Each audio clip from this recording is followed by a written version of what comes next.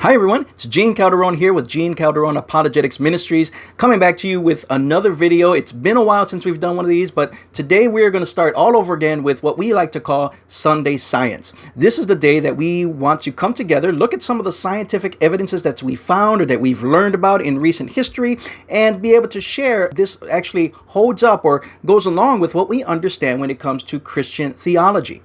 One of the things that we were talking about was this whole idea of where everything came from and how things came to be, things with like evolution versus creation and back and forth and so. And one of the things that we mentioned are the icons of evolution. There are certain things that come to mind when we think about evolution and whether or not it is true. One of those icons has to deal with what's known as the Stanley Miller experiment. This was an experiment that took part in 1953 in which Stanley Miller, he took some electricity and shot it through what he believed was the atmosphere of the primitive Earth. And when that happened, when that experiment took place, he was able to create amino acids.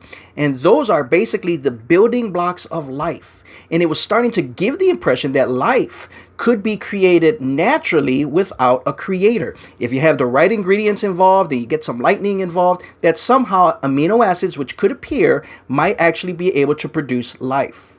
Now, whether or not this is all true really depends on whether or not the atmosphere was accurately simulated. Miller used a hydrogen-rich mixture of methane, ammonia, water vapor, but scientists today don't believe that that was the primitive atmosphere. By the mid-1970s, the concept behind this theory had been abandoned. In fact, two leading researchers confirmed that Miller had the wrong mixture.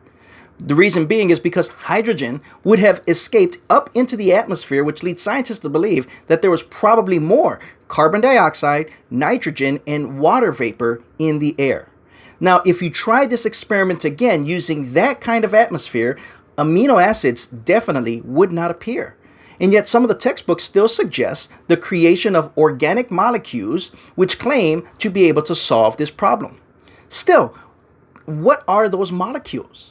Those molecules were what's known as formaldehyde and cyanide. These are toxic molecules that would have fried any kind of proteins like amino acids just from the fumes alone. So Stanley Miller's experiment really does not give us any reason to believe that amino acids, the building blocks of life or proteins, could not have evolved. And if you don't have that, you don't have life coming out of or created out of the molecules that existed at that time.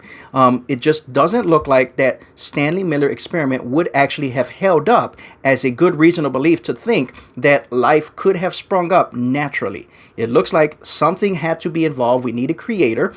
We need someone who is a designer to be able to put all the right things in the right places for this to work. So that's where we're going to leave off with. We'll get into more of these icons of evolution in the next couple of weeks. But what do you think? Have you ever looked up the Stanley Miller experiment? And have you looked at whether or not these actually would fit? Maybe you've seen this in a science book. Maybe you were taught this in science. Give us an idea of what you think or maybe what you saw, and we'll share some more information as we move forward. Thank you for watching, and God bless you. If you're looking to support a local missionary, remember that's what I am with the Ministry of Ratio Christi, serving in Northwest Indiana, serving at our local groups where we're able to look at apologetics, science, history, philosophy, and theology about why we believe what we believe. That's what we're here for. That's what we're looking to serve in. God bless you again. Thanks for watching.